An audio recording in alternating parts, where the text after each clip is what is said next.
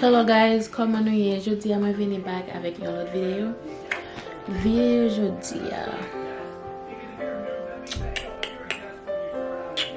led. Video jodi a mwen fè sou sim, ok? So, m deside fè un video kote mwen fè sou sim parce se pou yon fwa mwen fè sou sim. Mba jam fè yon sim, mba jam bagay yo. Mlam toujwa l fè yo de yo. So, pendant bagay mwen dwe fè sou sim pou mwen. So, m just achete, ouais.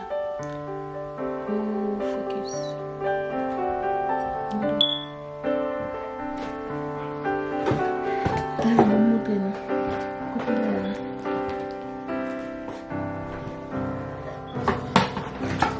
Okay. Mwen kontinou kawel. M'achete sa, mwen ka fè sou sim, ok? So, rete branche pou nou wè ki jan mwen fè sou sim, ok? So, mba profesyonel, mba beze moun divine kon sa. M just a fèl because mba gen moun ki pou fè sou sim. Je nou wè la sou sim led, mba l fon jan avè. So, rete branche pou nou wè ki jan mwen fèl. Ok? Ok, premièrement,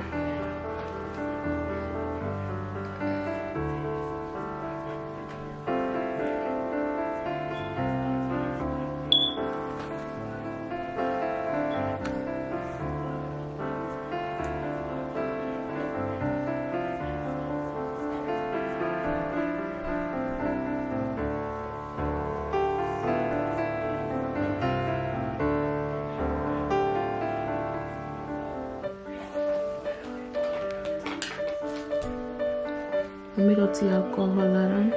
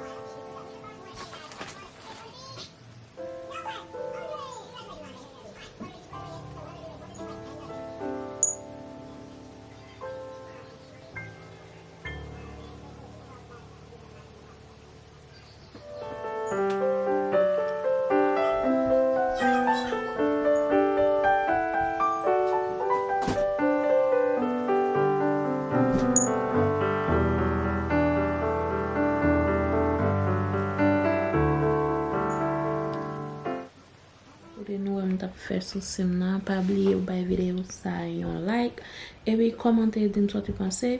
Jem de din nou an, se pou yon fwa mwen etoye sou sim, so komante nan komante a ki sa konte jiska 10, so like konbe nou tap ban mwen.